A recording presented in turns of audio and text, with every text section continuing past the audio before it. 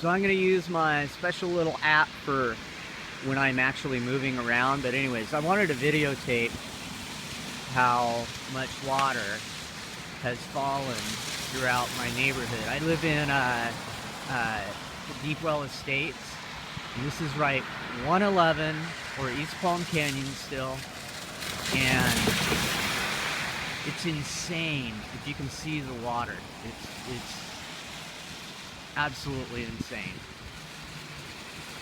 And what kills me are that people are driving in the far lanes and it's like totally filled with water.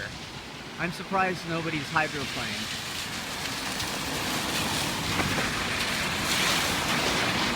Earlier it was down to one lane each way and it's receded a fair amount, but check this out.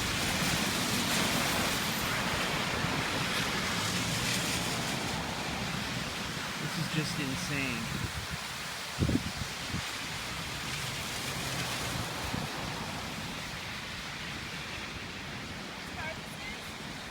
I don't know whose car that is, but it definitely got an underbelly bath because the water's gone down a lot. Oh yeah,